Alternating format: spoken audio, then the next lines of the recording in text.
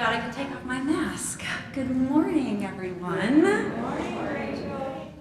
I am Rachel Murphy, and I am the celebrant today for our service here at the Boise Unitarian Universalist Fellowship.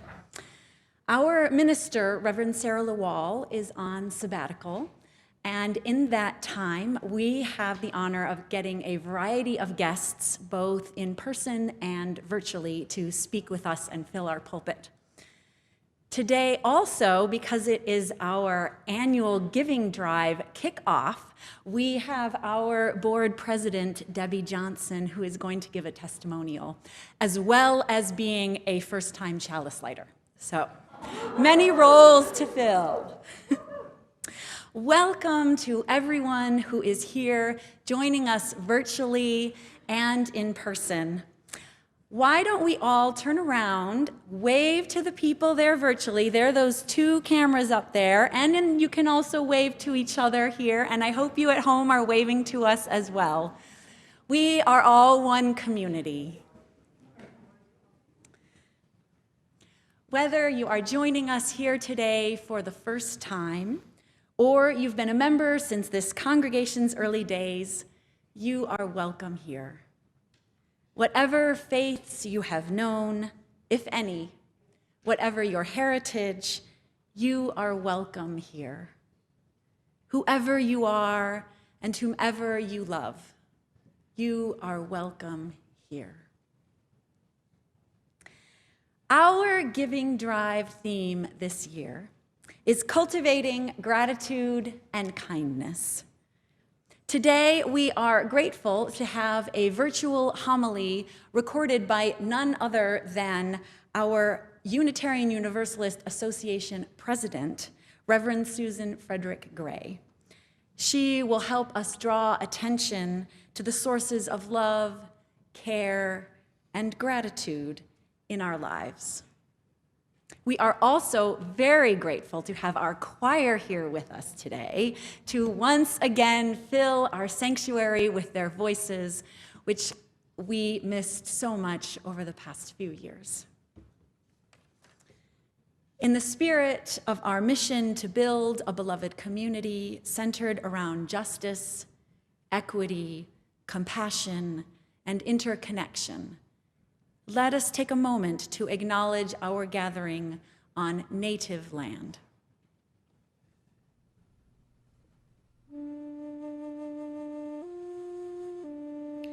As we gather together, we acknowledge that the land upon which our church and homes exist is the ancestral land stolen from the people of the Shoshone-Bannock, the Shoshone-Paiute, Coeur d'Alene, Kootenai, and Nez Perce nations, along with many other tribes whose names have been lost in history. We acknowledge that our presence here today is founded upon the exclusions and erasures of many indigenous peoples.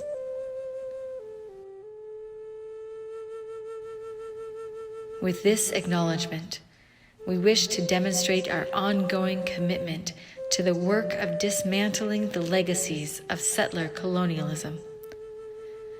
We honor indigenous peoples' connection to the land and support their right to sovereignty.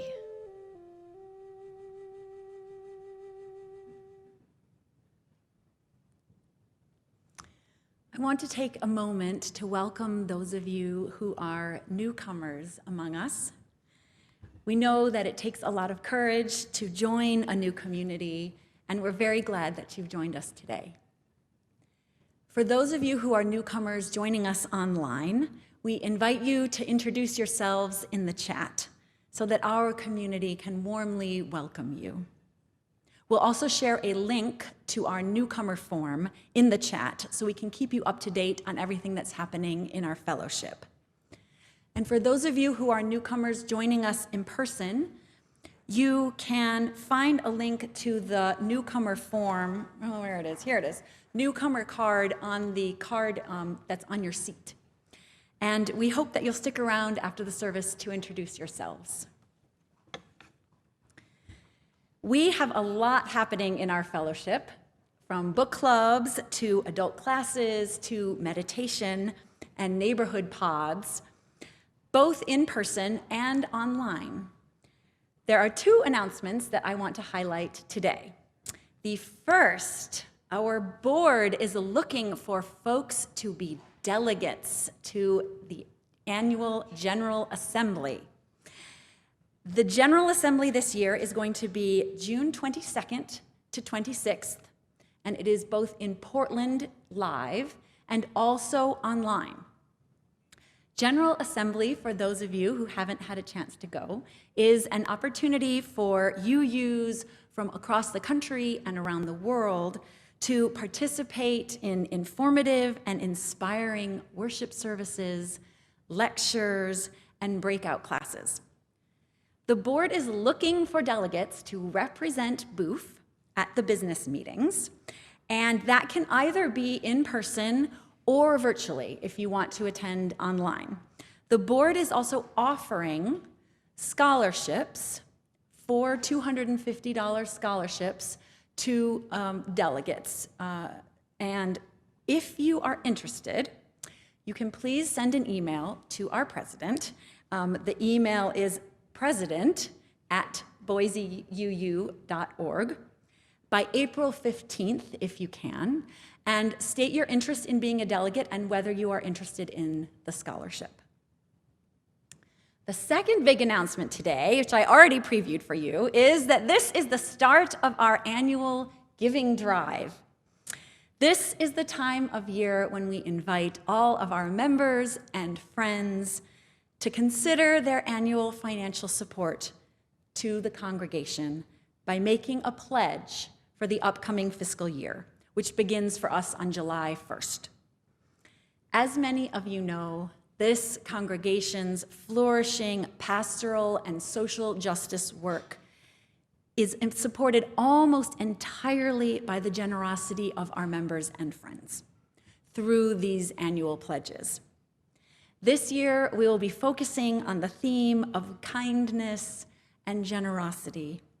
And the pledging drive is going to culminate in a great big outdoor picnic and party on Celebration Sunday, which is April 24th. So put that in your calendars. On that day, we will have live music, and those who've already made their pledges will be put into a raffle where you could win a picnic cloth or a gift basket. To help you all share in the fun at home, the stewardship team has put together goodie packets, and we have also flowers for you to take home. In the packets, oh my gosh, there's a lot of candy. There's lollipops candy, there's whistles to blow, some stickers, and information about the final picnic. For those of you who are here in person, you can pick up one flower per family and one goodie bag in the south vestibule on your way out. And for those of you who were not able to come in and join us in person today, you can still get your goodie bag and a flower. We will have them available in the north entrance between 11:30 and 12:30 today. Oh, okay, lots about pledging. Pledging, okay. Next, what you need to know is there are many ways that you can make your pledge. So, one way is you may have received in the mail, Nancy mailed these out in March, a pledge card. If you have not received a pledge card, or you want another one, we have them in the baskets at either vestibule.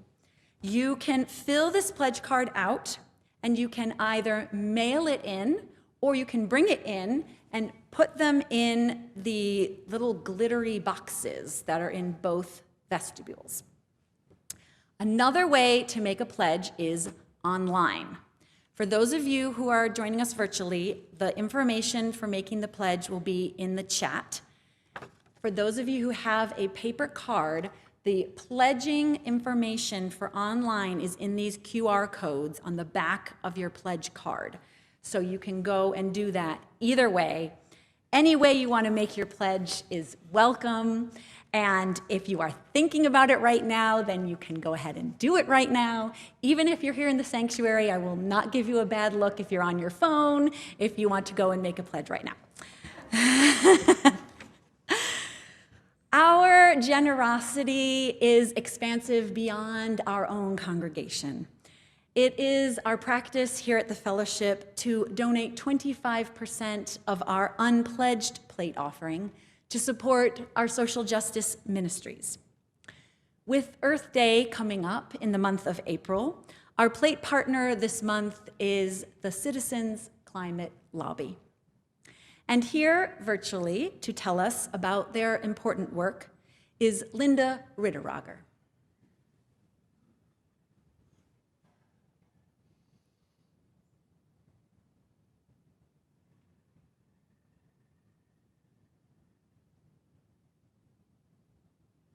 Good morning.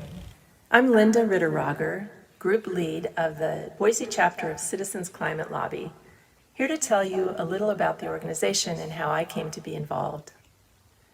My husband Bruce and I moved to Idaho 30 years ago at the tail end of his Air Force career. We loved exploring the state, getting to ski, snowshoe, and kayak. And then about 10 years ago, we started noticing changes to the snowpack and the water levels. The fire season seemed longer and smokier. And I began hearing more and more about climate change. The more I heard, the more alarmed I became. But I felt helpless. I didn't know what I could do as just one person. It felt like trying to push a boulder up a mountainside alone. Now, Bruce and I were doing our best to recycle and be energy efficient. We got a hybrid car and we take part in projects like the Carbon Buddy group here at BUUF. But I realized it would take bigger, more coordinated efforts to get us to a more livable world. So one day, a few years ago, I decided to make a sign and go downtown to the March for Science to express my views. That's where I saw a table with a big banner, Citizens Climate Lobby, and talked with Nancy Basinger, who was chapter leader then. She told me how CCL builds political support for climate action by focusing on shared values rather than partisan divides. Whether talking with the public, community leaders, or members of Congress, which always starts from a place of respect and gratitude. In 600 chapters worldwide, over 200,000 volunteers are steadily building momentum for fair and effective climate solutions. So I signed up. Now, working alongside other local volunteers, I feel like my actions matter. I found a source of hope, and I've learned that active hope is something not to have, but something to do. We practice hope with a clear view of reality and a set intention. Then we take steps in a unified direction. We endorse sensible local and national climate proposals by calling and meeting with members of Congress regularly, writing letters and guest opinions to newspapers, and giving presentations like the one coming up here in April, arranged by your climate action team. By talking about the issue and the urgent need for action, it now feels like we're moving the boulder up the mountain together. Our chapter appreciates your fellowship's generous donations and support for this work. We're very honored to again be a plate partner this spring. Thank you.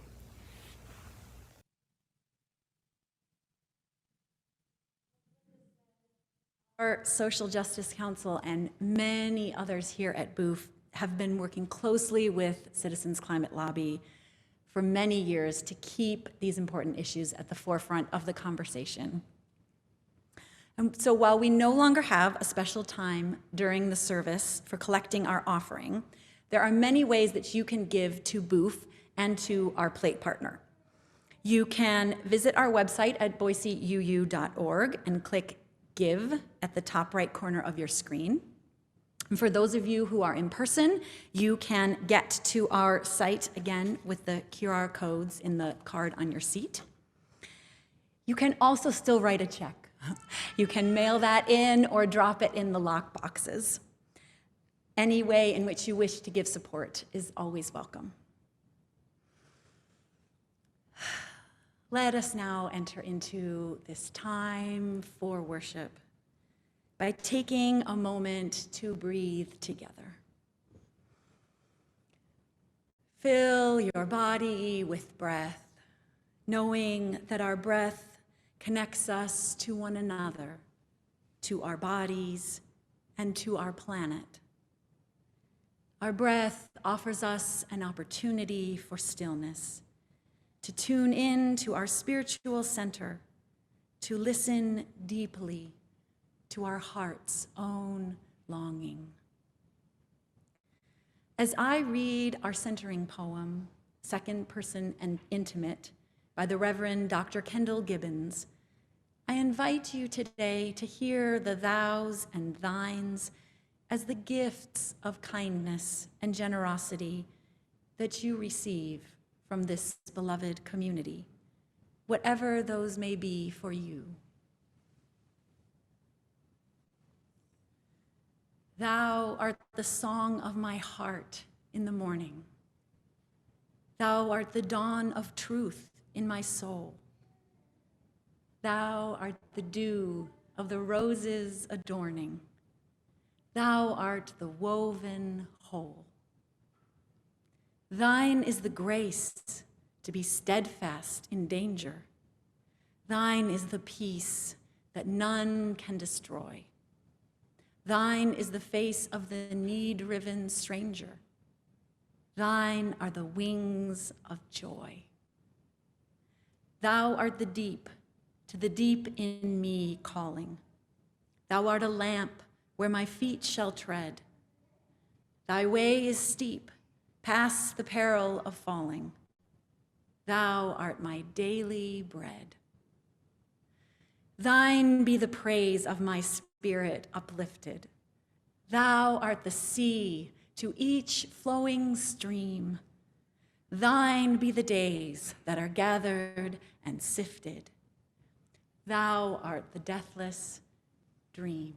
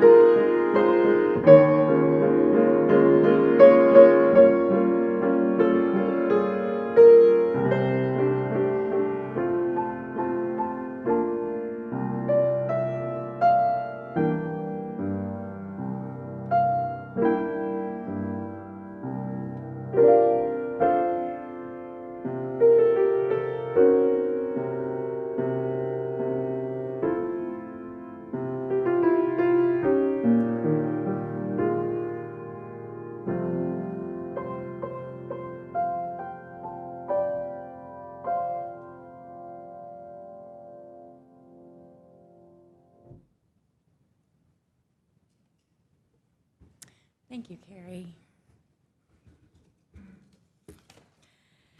Each week, we light our flaming chalice, a symbol of our free faith, a beacon of hope, love, and justice.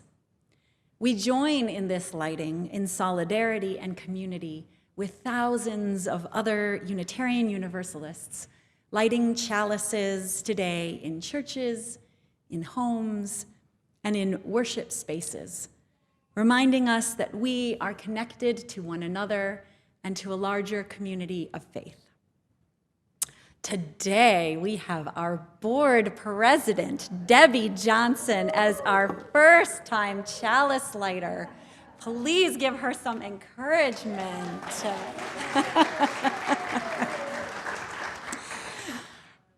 As Debbie lights our chalice here in the sanctuary, for those of you in our virtual community, if you have a chalice nearby, you are invited to light it with us this morning and share in the chat where your chalice is lit.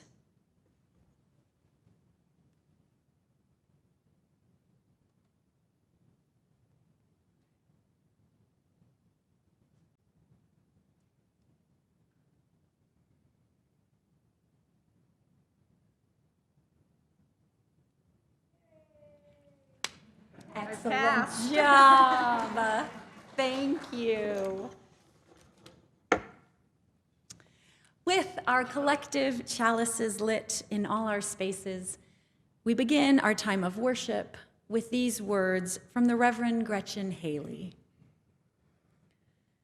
Open the door of your hesitant heart.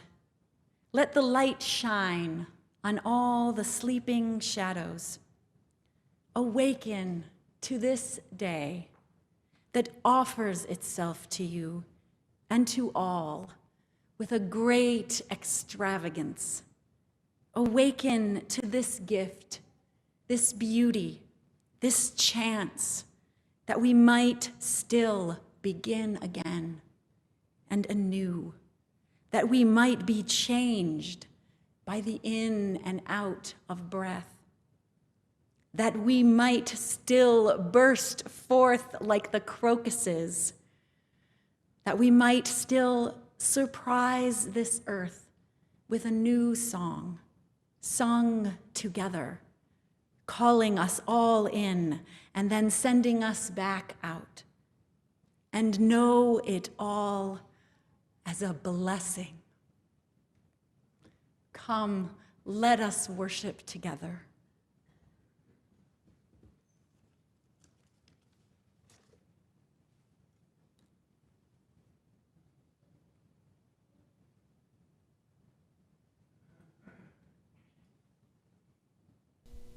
Good morning, everyone. Let's get cozy and settle into our seats for our Time for All Ages this morning. Charles Darwin, who was raised Unitarian, wondered at the bodies of birds and the stories those bodies told of their own lives and the lives of all of the birds that came before them. He noticed that although birds are usually very clean, if you ever seen a messy bird, sometimes dirt stuck to their feet. He wondered how this happened, and one of his colleagues knew this was a question that Darwin had. So he sent Darwin the leg of a bird, a red-legged partridge, that had a clump of soil attached to its feet. Darwin brushed the dirt off into a container, watered it and tended to it, and from that dirt, that one bird carried on its feet, 82 different types of plants grew. 82. I wonder, what are the seeds that you carry with you? Our seeds can be many things, but I think our most valuable seeds are our passions and our relationships, and that these can transform the world around us. They can help our world come alive with joy and with justice. And we each have the responsibility to make it be so in any way we can, to sow seeds of compassion and connection everywhere we go. Our story this morning is The Promise by Nicola Davies and illustrator Laura Carlin, and it's going to help us explore our sacred responsibility to be alive to our world, to spread seeds. The Promise.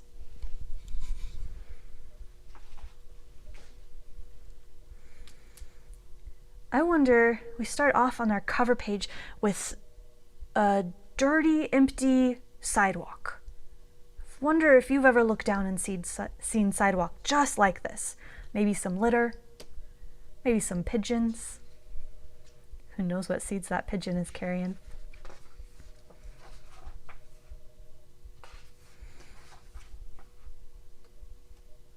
It's a pretty gray city we're looking at.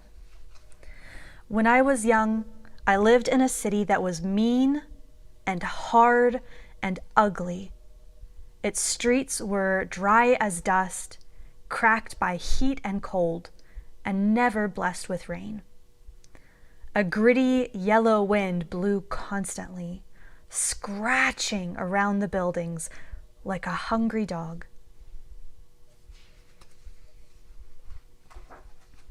Nothing grew. Everything was broken. No one ever smiled.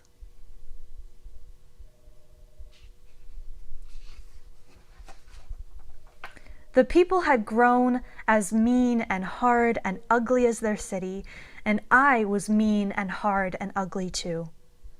I lived by stealing from those who had almost as little as I did. My heart was as shriveled as the dead trees in the park. I think I see our protagonist here with their hand in someone's pocket. Everyone's faces look so sad and tired. And then one night, I saw an old lady down a dark street. She was frail and alone, an easy victim.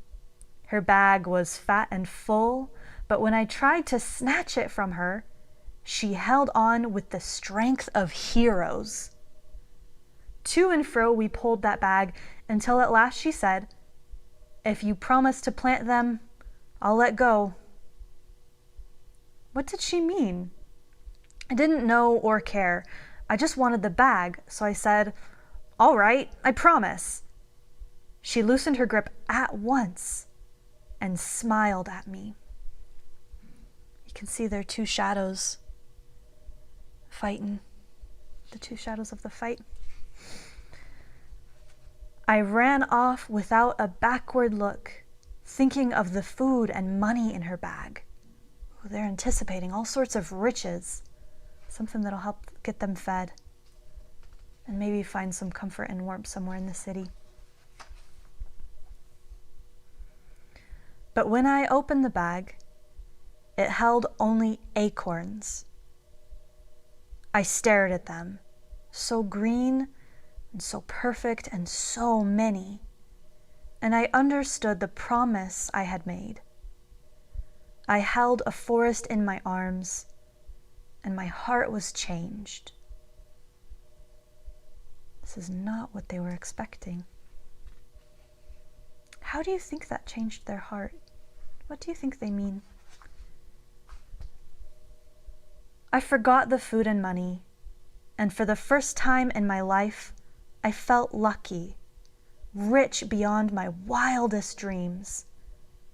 I slept with the acorns as my pillow, my head full of leafy visions.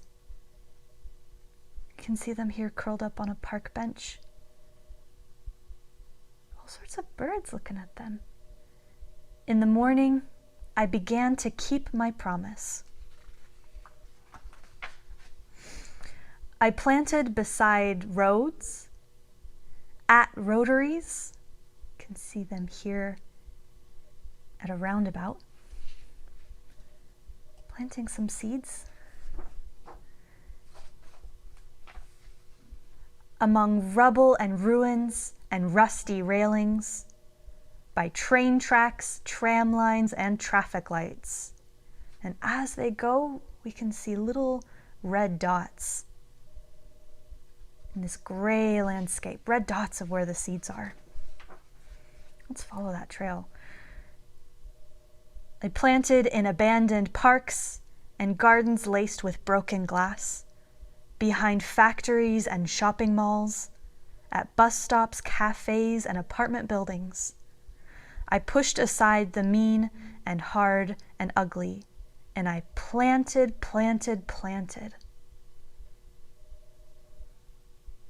I wonder if anyone else is noticing yet.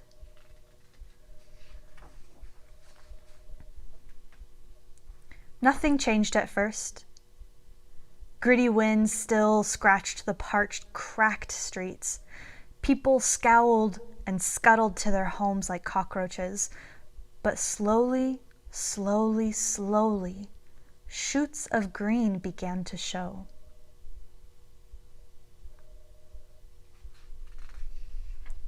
Have you ever watched how long it takes a seed to grow its shoots? Trees, first here, then there, then everywhere. People came onto the street to see. They touched the leaves in wonder, and they smiled. They had tea together by the tiny trees. They talked and laughed. Love this cat watching the bird perched on the tree. New life is showing everywhere. Pretty soon, other people were planting too. Trees and flowers, fruits and vegetables, in parks and gardens, on balconies and rooftops, growing more than just acorns. Green spread through the city like a song, breathing to the sky, drawing down rain like a blessing.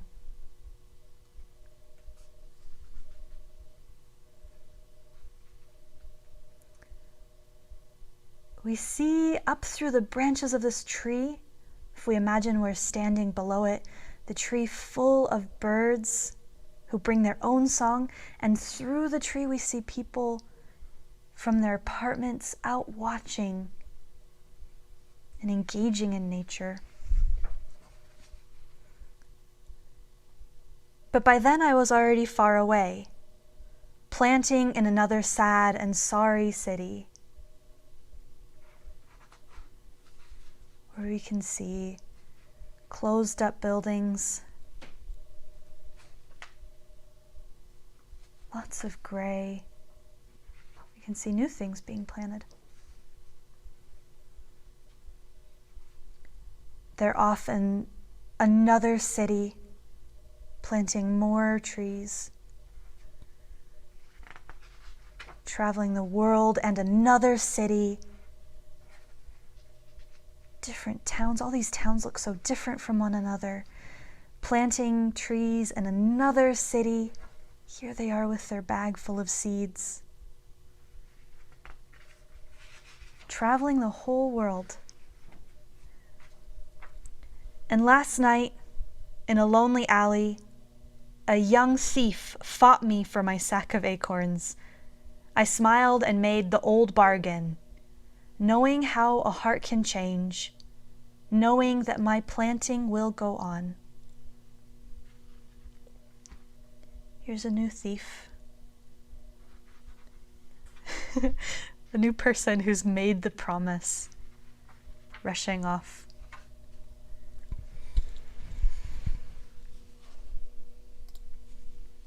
I wonder, what seeds do you carry with you?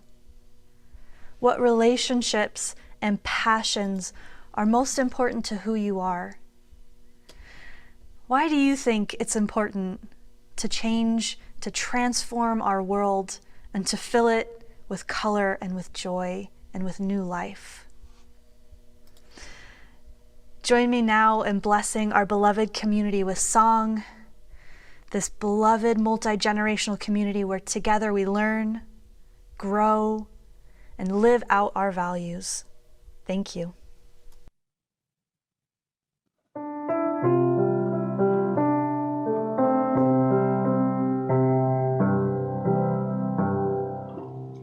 May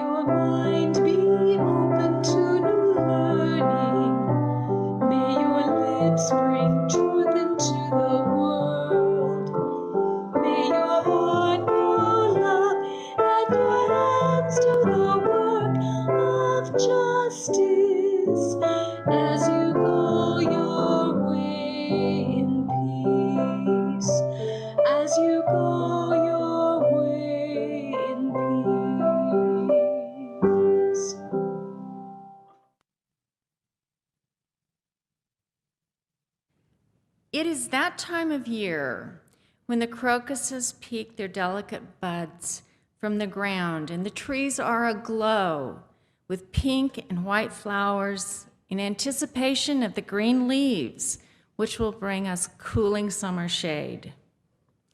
It's also that time of year when staff, finance committee, and board are beginning the process of imagining our operations for the coming year. This is a time for all of us to imagine what can be and feel gratitude for our beautiful home and community. Our operating budget, funded mainly through pledges, has afforded us a dynamic staff and beautiful building and grounds. We have quickly adapted to the hybrid worship services with new technology and additional staff expertise to continue inspiring music perfectly synchronized across the clouds. These same technologies enable coordination of small groups, connections, including our wake-up coffee time, interesting adult RE classes, book club discussions, and many more. Boise UU is a safe home of acceptance and comfort in a world and community that sometimes feels hostile and unaccepting. Boise UU offers a refuge for those seeking connection, spiritual enrichment, and justice in a wider world. Generosity supports and sustains this safe community through your annual pledge. Our pledges demonstrate our continued support of justice, human dignity, and transformational relationships we find here at Boise UU. Generosity cultivates our thoughts of what can be and how we can make a difference in the lives of others. It provides a connection to those beyond ourselves. What do I imagine for the future? We are hopeful to fully funding a ministerial intern next year and expand Mike Lemieux's time and expertise as we continue our hybrid worship services and expand virtual connection opportunities. Sunday morning worship services are so vital to many of us and grind us every week.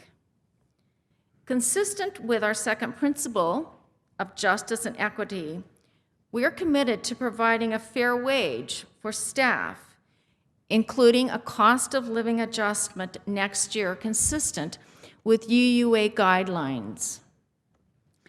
Your generous pledge lets us imagine these continuing and expanding activities. Generosity is you cheerfully giving what you can with what you have, where you are, in support of our community and the causes you care most about. Generosity provides a connection with those beyond ourselves, and it changes both our lives and theirs. Generosity cultivates our thoughts of what can be and how we can make a difference in the lives of those around us and in the interconnected world.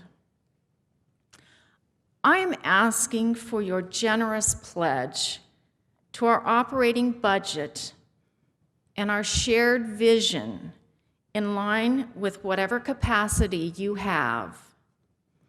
Every dollar you give and every hour you volunteer is appreciated.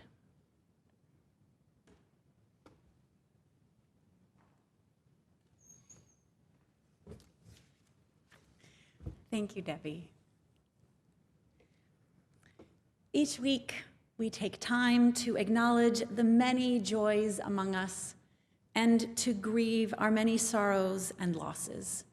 so that we might lift that burden for each other and receive the blessing of community. As a reminder, you can submit your joys and sorrows each week via a link on our website. We collect those and then we share them from the pulpit. And our virtual community, you may continue to share joys and sorrows in the chat. And even for those of you who are here in person, if you want to go on and see what people are typing in the chat, you're very welcome to do that as well. We then combine our collective joys and sorrows each month and share them in a community-wide email. It is through this sharing with each other that we forge our deep bonds of community and connection. As we begin our time of joys and sorrows today, I wanted to let everyone know that Martin Wilkes Memorial Service will be held on Thursday, April 14th at 11 a.m. It will be both in person at BUUF and available online. If you are holding someone in your heart this morning, I invite you to speak their name aloud into this community of love, that we may hold them with you.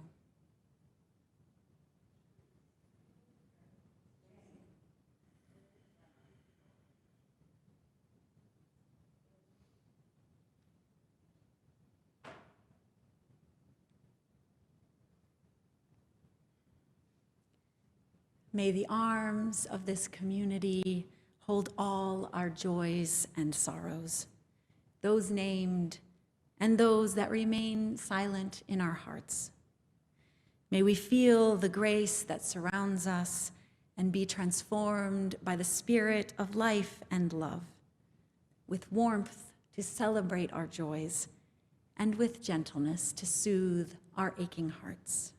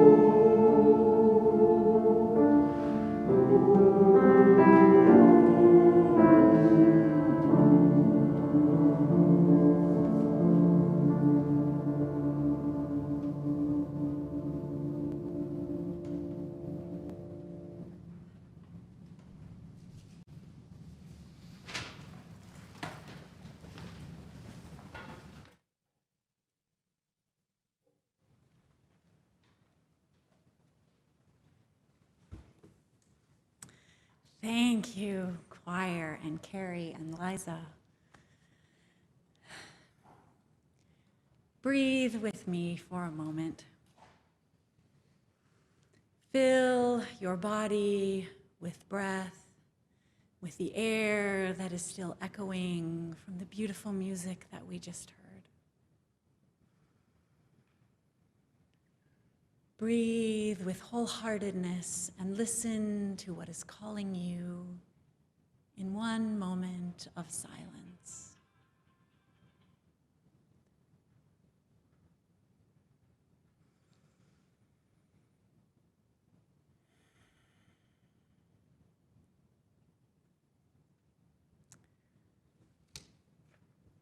Our reading today is a Zen parable in the words of Joe Hunt.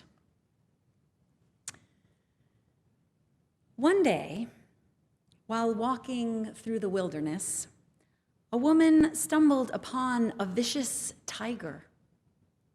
She ran away straight to the edge of a high cliff.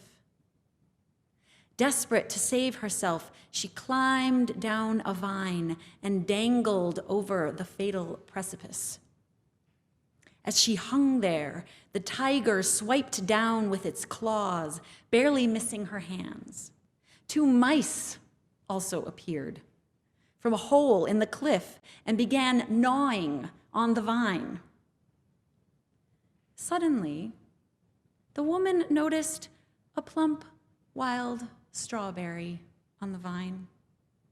She plucked it and popped it into her mouth. It was incredibly delicious.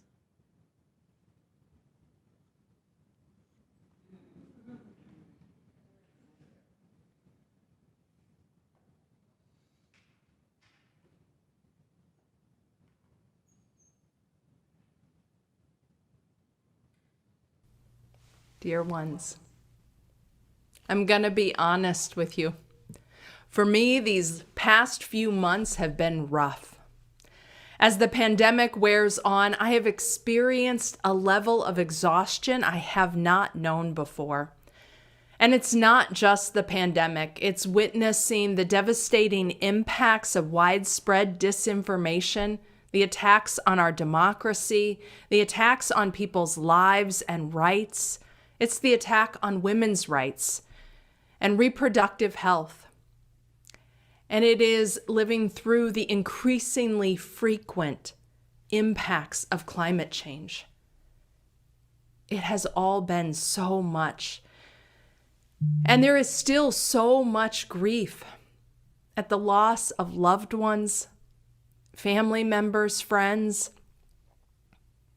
and the nearly incalculable loss of so many lives to this pandemic. The despair is real. If you are feeling it, I want you to know you are not alone. I knew this in-between or liminal time would be more difficult than the early days of the pandemic, but I didn't really appreciate how it would feel in my body and spirit. But here's the thing that is saving me now. I have found myself out of necessity turning towards gratitude. As we enter this season of holidays and holy days, we have an opportunity to draw our attention to what sustains us, to draw our attention to the sources of love and care and gratitude in our lives. However you celebrate, holidays are a time that, and the rituals that surround them, are an opportunity for reflection. They often invite us to remember our past, which can bring joy as well as sorrow. But they also remind us to be attentive to the present moment. The writer and activist Adrienne Marie Brown writes, "I have had to soften my grip on a fearful future narrative and return to the humility of the present. I have had to soften my grip on a fearful future narrative and return to the humility of the present. Spiritually, in my daily practice, I am leaning into gratitude and attention to the sustaining present moment because I need a way to get in touch with the sources of joy and compassion in my life. Joy and compassion are life-sustaining. We are made for joy and compassion. Leaning into gratitude for this earth, gratitude for the relationships that sustain me, leaning into the presence of love that surrounds me and all of us, leaning into the gift that is present with each breath of life. This practice is bringing more joy and light into my spirit. Gratitude is a foundation for so many of the values and qualities that we hope to nurture. Gratitude helps us appreciate our loved ones and bring more care and attention to that which matters most. With time and consistency, practicing gratitude does nurture more joy in life. It makes us attentive to the beauty and the gifts that surround us and that are not of our own making. Gratitude helps us turn our unrealized desires to an appreciation of what we already have, and for what Adrienne Marie Brown describes as the humility of the present. Gratitude is a foundation for touching the earth with reverence, a practice of seeing life and the beauty of creation as a gift and treating it as such. Practicing gratitude, being intentional in taking time to name what we are grateful for, also reminds us of our fundamental interdependence. When I ask myself, what am I grateful for? I think of the people that I love and who love me. I think of the relationships that sustain me. I think of my sweet dog and how much I love him, how grateful I am for his presence in our family. I think of the gift of the earth. I open my attention and give thanks for the blue sky or the rain, for the trees and the sun, for the wind and the life-giving water. I remember the fundamental interdependence in which I am held, in which all life is held. And I feel that as a source of strength and connection. One of the things I love most about gratitude is that it's concrete. We all know what gratitude means. We know what it is to feel thankful. On the one hand, gratitude is simple and clear. However, when we really foster an intentional practice of being mindful every day, of taking time every day to think about what we are grateful for, to think about the gifts that have come to us and sustain us, we realize that gratitude actually has the power to deeply change our perspective. It has the power to shape and reshape our communities and our culture. Gratitude is incredibly powerful. Gratitude is a concrete practice that with time unlocks a generosity of spirit and a generosity of love. Experiencing our interconnectedness, experiencing the ways that we are not isolated beings, but deeply connected and held by gifts not of our own making, inspires a generosity of spirit for ourselves and for others. It inspires a desire to nurture those connections with love, to pay more attention to what matters. So I am calling myself back to gratitude these days. I am calling myself back to a practice of gratitude to find my way through the grief and the fear and the struggle and the despair. Now, to be clear, this practice of gratitude doesn't make our grief or my grief go away. And it doesn't mean I don't still have moments of fear and anger or feel gripped by despair. Intentional spiritual practice actually makes space for all of us to welcome whatever is present in our hearts. And gratitude reminds me that that is not all that life holds for me. There are so many ways to create a regular practice of gratitude.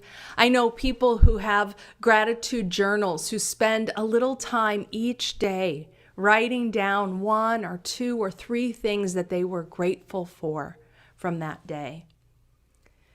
Many years ago, I had a practice where every time I would cross the threshold of my home, either to leave or to come back home, as I crossed the threshold, I would pause and take a breath, and I would recall something that I was grateful for from the day or from the morning.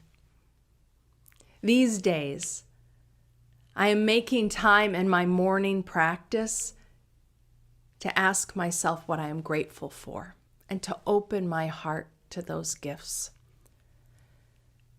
When our spirits are worn and weary from grief and loss and fear and anger, which legitimately our spirits are rightfully weary.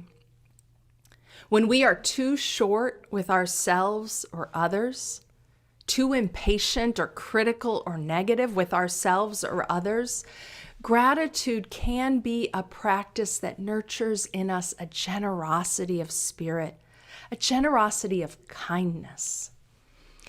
So much right now seeks to isolate us, to divide us, to wear us out and wear us down. Turning towards a concrete practice of gratitude helps combat the ways in which we are being called to isolation and division, because gratitude actually turns us toward each other. Reminds us of our interconnectedness, which is so critically, spiritually needed in our world these days. I know there are times in our lives when our despair and our grief is so great that we may not be able to even name one thing we are grateful for. I know those days are real. However, I also know that even if nothing comes, that just calling our attention to look for things we are grateful for helps open our eyes, our attention, our spirits, so that with time, we can become more aware of the gifts around us. Gratitude and practicing gratitude each day has been saving me. It's been reminding me of joy. It's been inspiring in me more joy, compassion, pleasure, humility. It's been reminding me of the gifts that are present in each moment. And finally, I want to say how grateful I am for all of you, and how grateful I am for this faith that we share. This faith that nurtures and sustains and holds me in these days. My prayer for you, my offering for you, I pray that there may be more moments of gratitude and joy in your days. And know that we are, all of us, deeply connected by by unseen but real threads of compassion, of humanity and care, and that this is a source of strength and love in our lives. Blessings to you, blessed be, and I love you.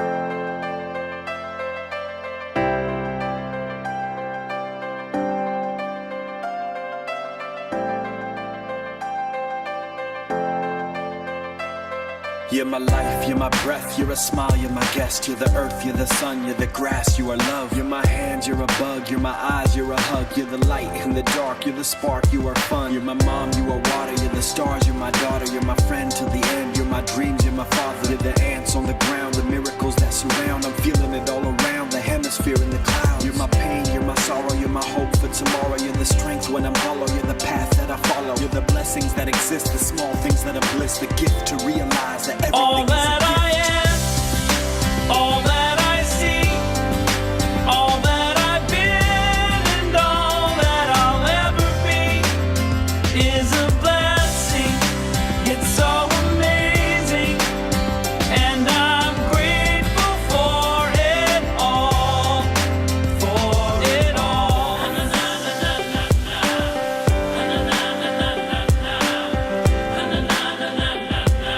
Grateful for it all. You're the blessings every time I try to count. You're the lessons that I learn every time I turn around. You're the water when I'm burned every time I think I found everything I'm looking for. You're the sign saying stop to take a bow and keep moving forward and start looking towards your heart.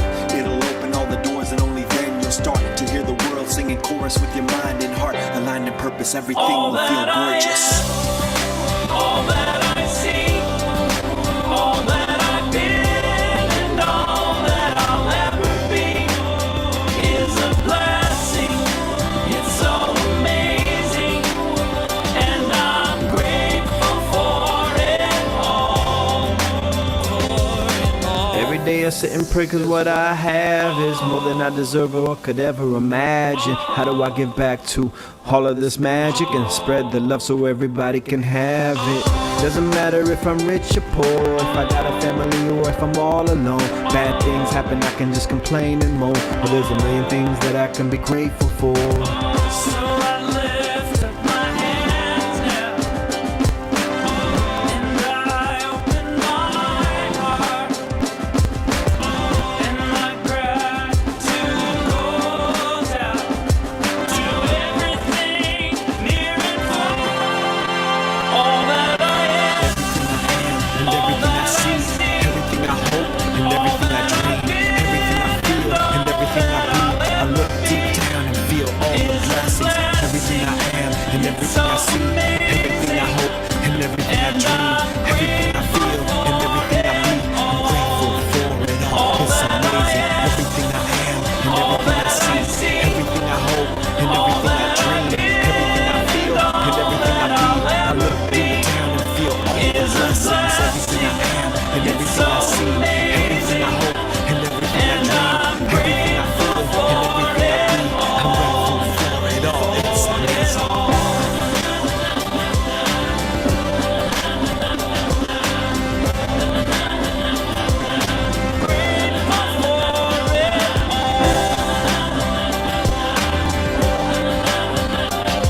You're the blessings that exist, the small things that are bliss, the gift to realize that everything is a gift.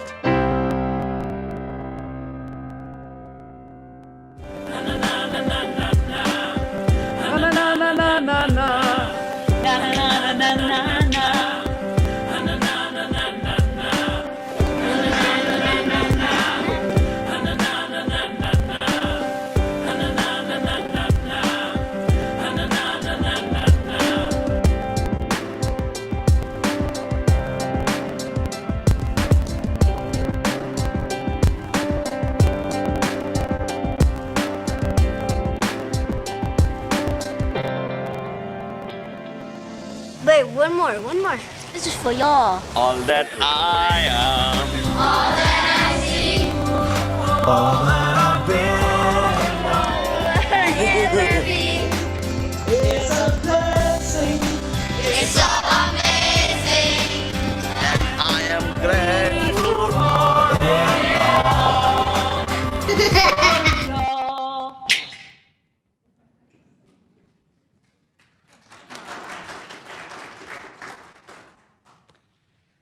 What a blessing that we still get to enjoy these videos and music and talents from all around the world, as well as getting to enjoy our talents here. I invite you all to stand, if you are able and if you wish to, here in the sanctuary or at home. Place your hands over your heart for our closing blessing.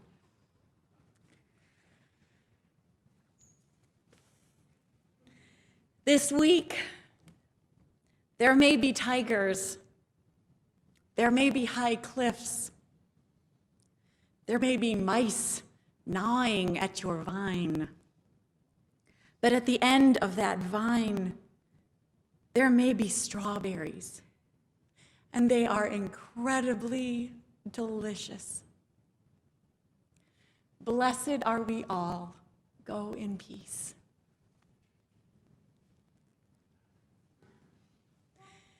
And don't forget, those of you here in person, we have goodie bags, we have flowers out in the south vestibule, and for those of you at home, if you want to come in, go to the north entrance and you can pick some up there.